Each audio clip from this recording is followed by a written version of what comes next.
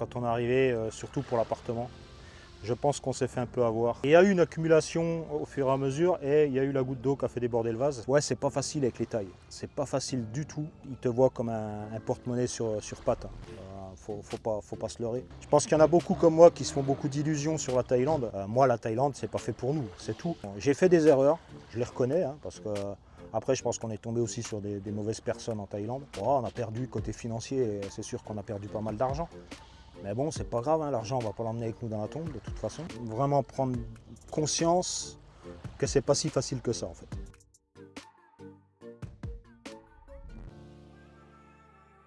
Comment tu vas? Bien, et toi? Ça va, Will, merci. Impeccable. Donc on a fait une vidéo il y a quelques semaines au tout début de ton expatriation en Thaïlande. Ouais. Et là, la nouvelle est tombée. Ah bah ouais. C'est la fin du. C'est la fin de l'aventure. Voilà, c'est la fin de l'aventure. Vous avez décidé de quitter la Thaïlande. Tout à fait. Donc tu vas nous expliquer un petit peu tout ça. Ouais. Quand tu as posé tes valises il y a 4 mois, quelle était l'image idéale que tu avais de ta vie ici? Quel a été le premier choc qui a fissuré cette image? Alors, j'avais l'image du Thaïlandais serviable et gentil. Sauf que, alors je pense qu'on n'a pas eu de chance, mais quand on est arrivé, surtout pour l'appartement, je pense qu'on s'est fait un peu avoir. Ça nous a un peu stressé au départ. Après, on s'est dit, bon, c'est comme ça, c'est la vie, mais ça a continué un peu. On a demandé toujours de l'argent, mais c'était un peu compliqué par rapport à ça. Ouais. Y a-t-il eu un événement précis, une goutte d'eau qui a fait déborder le vase, ou est-ce une accumulation lente de petits désagréments? Alors, il y a eu une accumulation au fur et à mesure, et il y a eu la goutte d'eau qui a fait déborder le vase. C'est quand je suis tombé malade, en fait. Je suis tombé malade parce que mon corps ne supporte pas la chaleur, malheureusement. Mal de ventre, hein, tout ça. Je passe les détails. Des maux de tête également, affreux. Là, ça a fait déborder la goutte d'eau parce qu'avec la courte, on s'est posé la question. Au départ, la courte, je lui dis on se laisse la fin de l'année et puis on verra si on reste ou pas. Et puis la courte, elle m'a dit qu'elle n'en pouvait plus non plus. Donc on a décidé de rentrer là. Donc à la mi-mai, là, on s'en va. D'ici 15 jours, on prend l'avion. On parle souvent du coût de la vie avantageux, mais qu'en est-il de la qualité de vie réelle? Est-ce que l'aspect financier a pesé dans ta décision? Alors oui et non. Oui et non, parce qu'on s'est aperçu en fait qu'on dépense autant qu'en France, niveau nourriture je parle. On faisait beaucoup les courses dans les grandes surfaces, les marchés, j'avais fait une vidéo là-dessus d'ailleurs. Mais on s'est aperçu en fait qu'à la fin du mois, bon, on n'était pas malheureux non plus, on avait des trucs, mais on pensait avoir un peu plus de marge que ça. Malheureusement, on s'est aperçu que non. Non. En plus, bon, il y a eu la crise avec l'Iran qui a fait qu'aussi les prix de l'essence ont augmenté, parce qu'on aurait bien voulu bouger plus, mais quand on a vu les prix de l'essence, ben, on a fait attention. Nous, on aimait visiter la Thaïlande, toi là, bon, on se fait plaisir. Comme je pense que tes auditeurs le savent, on est à Koh Tao là, en ce moment, là, pendant 3-4 jours, ça fait du bien. Mais ouais, niveau financier, non, pour moi, c'est pas la raison principale qui nous fait quitter la Thaïlande. Mais il faut savoir que le coût de la vie augmente pas mal aussi en Thaïlande. Je t'ai dit, depuis la crise, là, en plus, on a vu un peu la différence. Ouais, ouais. Après 4 mois, est-ce que le sentiment d'être un éternel touriste a joué sur ton moral? As-tu trouvé difficile de créer des liens profonds au-delà du cercle des expatriés? Alors, non, non. De toute façon, on s'était mis dans la tête, on avait changé notre philosophie, c'est que là maintenant, on est là pour y vivre. Donc on s'était adapté à ça. Après, au niveau des rencontres, non, on a fait pas mal de rencontres aussi. Des gens super sympas. Hein, voilà, on a bon d'autres moins. On va pas rentrer dans les détails. Mais au niveau des compatriotes français, on va dire, non, pas déçu, pas déçu. Bon, il y en a que je connaissais comme toi déjà avant. On a fait connaissance avec de mes abonnés qui sont également abonnés chez toi et qui sont super cool. Une petite dédicace Christina Eric, par exemple. Voilà, mais c'est pas si compliqué que ça de faire des connaissances. Après, moi, je suis assez ouvert d'esprit, j'ai la communication facile. C'était pas le problème. Ça aurait été plus un problème avec les tailles, finalement. Bon, la barrière de la langue, déjà, faut pas se leurrer. La barrière de la langue, c'est compliqué. Alors moi, je baragouine un peu l'anglais. Je me démerde, mais la courte ne parle pas anglais du tout, même si elle le comprend. Mais ouais, c'est pas facile avec les tailles. C'est pas facile du tout. Et puis il y a des incompréhensions en fait. je pense qu'il y a beaucoup d'incompréhension. Quand tu parles avec des tailles, ils comprennent, tu n'arrives pas à leur imposer ton idée. Eux, ils ont notre vision. C'est compliqué ça. Ouais, ça c'est compliqué. Et puis les tailles, faut faire attention parce que pour moi, c'est ma vision, hein. C'est mon expérience et je ne veux pas influencer les autres parce que moi je ne suis pas un influenceur déjà. Mais les tailles, ils te voient comme un porte-monnaie sur pattes, hein. Faut pas se leurrer. Après, pas tous, hein. Il y en a qui sont très très bien, mais beaucoup, c'est l'argent qui les intéresse. Voilà. Qu'est-ce qui te manque le plus en France aujourd'hui que tu pensais pouvoir oublier en partant? Alors, pas oublier, mais c'était la famille. Là, c'est une des grosses raisons aussi. En fait, moi, j'ai 3 raisons de quitter la Thaïlande, hein. Mais un tiers, c'est même un gros tiers, on va dire. C'est la famille qui nous manque vraiment. On le sait parce qu'on a nos enfants tous les jours en visio et on a nos petits-enfants qui pleurent devant la caméra parce qu'on est loin. C'est compliqué, c'est compliqué. Bon, et puis, alors moi, peut-être, enfin si, je pense qu'on est pareil avec la courte, ça nous manque également, hein, le contact physique avec les petits-enfants, alors sans arrière-pensée, hein, mais ouais, avec les enfants, les repas, tout ça, ouais, ça manque. On ne pensait pas que ça nous manquerait autant, j'avoue, hein, nous on se faisait je pense qu'on s'est bercé d'illusions là-dessus, et non, ça nous manque trop, ça nous manque trop. Est-ce que tu appréhendes le regard des autres en rentrant après seulement 4 mois? Comment gères-tu l'étiquette potentielle d'échec? Alors, au début, moi, je voyais ça comme un échec, déjà, je voyais ça comme un échec. Et puis, je me dis que non, finalement, c'est une expérience qui n'a pas marché. Voilà, c'est tout. La vie continue de toute façon. Puis, nous, ça nous fait un nouveau départ en France. Après, le regard des autres, perso, je m'en fous. Moi, justement, au contraire, je pense que ça va en aider beaucoup parce que je pense qu'il y en a beaucoup comme moi qui se font beaucoup d'illusions sur la Thaïlande. Après, je ne dis pas que la Thaïlande est pourrie, attention, hein. Moi, la Thaïlande, c'est pas fait pour nous, c'est tout. Et le regard des autres, je m'en fous en fait, je m'en fous. Moi, si ça peut aider certains, tu vois, j'ai ma chaîne YouTube où j'expliquais mon projet d'expatriation. Ça en a aidé beaucoup, tant mieux, et je suis content parce que c'était fait pour ça. Mais le regard, je m'en fous en fait. Les mauvaises langues, bah, tu sais, il y en a beaucoup. Je pense qu'il y en a beaucoup qui n'osent pas franchir le pas et qui vont critiquer. Mais franchissez le pas, puis vous verrez si vous y arrivez ou pas, hein. Voilà, c'est tout, hein. Voilà, moi, le regard des autres, je m'en tape, franchement. J'ai fait des erreurs, je les reconnais, hein, parce que après, je pense qu'on est tombé aussi sur des mauvaises personnes en Thaïlande. Mais j'ai fait des erreurs, puis c'est en faisant des erreurs qu'on apprend, comme on dit. Mais ouais, sans regret en fait, sans regret, c'est pas grave. Bon, on a perdu côté financier, c'est sûr qu'on a perdu pas mal d'argent. Mais bon, c'est pas grave, hein, l'argent, on va pas l'emmener avec nous dans la tombe de toute façon. Et puis voilà, on a vécu une belle expérience qui n'a pas marché, voilà, c'est tout. Voilà, mais puis le regard des autres, bah tant pis, hein, les gars, si vous n'êtes pas contents, mais déjà essayez de vous lancer, parce que je pense que c'est pas évident de se lancer. Mais je pense, alors ceux qui peuvent critiquer, je pense que c'est ceux qui sont déjà ici. Ouais, ça, je peux le comprendre. Je peux le comprendre. Mais nous, ça n'arrive pas à s'adapter, c'est tout. C'est comme ça. C'est propre à nous, hein, c'est notre expérience personnelle, c'est tout. Et qu'est-ce qui fait justement que vous n'arrivez pas à vous adapter? Alors qu'est-ce qui fait? Alors comme je t'ai dit, la principale raison déjà, c'est le manque de la famille.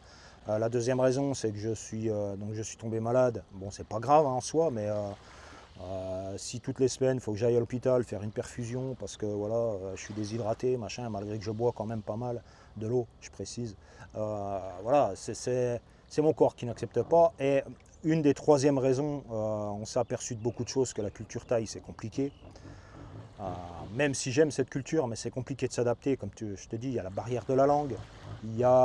J'ai eu des mauvaises expériences justement par rapport à la santé. Alors je vais être un peu trash sur les assurances santé. Je t'explique un exemple, hein, où en théorie on m'avait dit vous n'avez pas de frais avancés, vous présentez votre assurance et normalement tout va bien. Sauf que là non, il fallait avancer l'argent.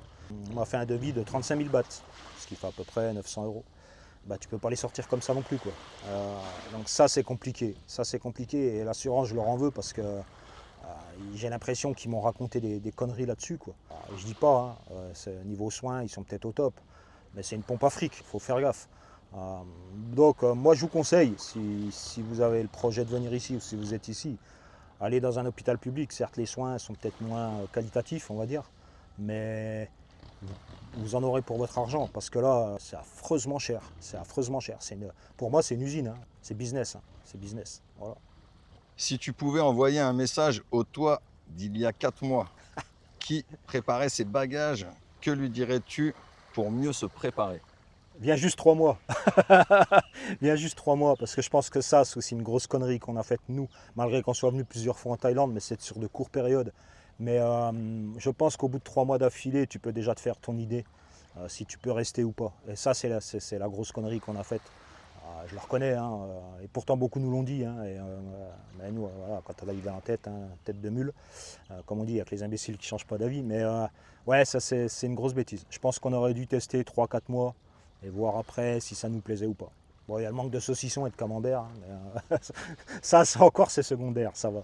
Quels sont selon toi les pièges ou les illusions que les futurs expatriés doivent impérativement éviter avant de tout quitter? Ah, ne faites pas confiance aux tailles. C'est un des sujets. Alors je pense que c'est un conseil, faites attention. Enfin, soyez prudents. Je ne dis pas que tous les tailles sont pareils, attention. Mais beaucoup pensent que vous êtes une pompe à fric et ils vont vous tirer du pognon. Mais ouais, conseil, ça c'est un des premiers conseils que je peux donner. Deuxième conseil, renseigne-toi bien. Alors les assurances santé, fais gaffe, voilà, méfie-toi-en. Il les faut. Moi je suis partisan des assurances santé, hein. Mais j'ai l'impression qu'ici, enfin je pense que c'est toutes les assurances de toute façon. Je pense que dès que tu as un problème, ben, ils feront tout pour ne pas payer. Tu vois, nous, je te donne un exemple aussi, la courte qui avait été malade là, au début février, on n'a toujours pas été remboursé, quoi. Ça c'est pénible, c'est pénible.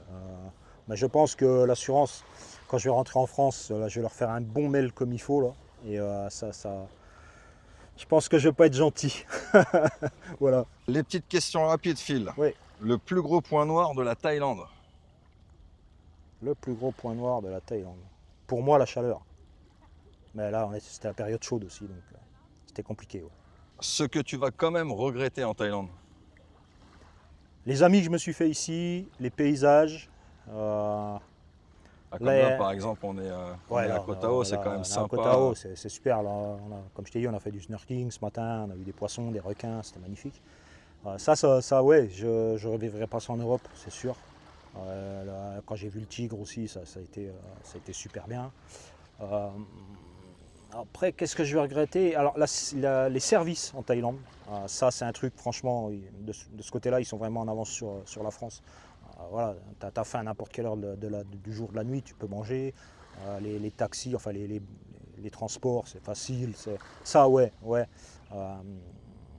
Mais je dis les paysages, mais au bout d'un moment, en fait, moi je me suis rendu compte que toi, on était on adore la mer, on adore la plage. Pourtant, on habite à côté de la plage et on n'y va plus en fait. On n'y va plus parce qu'au bout d'un moment, pour nous, c'est peut-être qu'on est blasé, je sais rien. Mais ouais, c'est un truc comme ça. Mais ouais, ça je vais regretter. Les paysages, là, je vois, c'est le top, quoi. Même ce matin, quand on s'est pris l'orage, sous les palmiers, t'étais bien, quoi. C'était sympa, quoi. La France en un mot. Compliqué. Ton dernier repas thaï avant de partir? Hier soir, on a été dans un petit resto ensemble. De nouilles? Ah, les nouilles, elles étaient excellentes, quoi. Ça, je pense. Alors, je sais pas si on va retrouver. C'est sur Koh Tao. Je sais pas si j'en retrouverai sur Hue Hin avant de partir ou Bangkok parce qu'on passe par Bangkok avant. Ben ouais, ça, ouais. C'était génial. Expatriation, erreur de parcours ou expérience nécessaire? Ah, c'est compliqué. Moi, je pense que c'est plus une expérience nécessaire. Il faut se faire à son idée. Erreur de parcours, oui, on a fait des erreurs. Mais je pense qu'il faut faire des erreurs, vivre cette expérience en faisant des erreurs, en fait. Voilà, en gros, c'est ça. C'est ça. Ta prochaine destination, vacances ou vie? Ah, vie pour le moment. Vacances, on verra après. Un conseil pour ceux qui hésitent encore? Renseignez-vous bien. Vraiment, prenez beaucoup de renseignements. N'hésitez pas à regarder beaucoup de vidéos, par contre, comme ta chaîne qui est vraiment bien, super.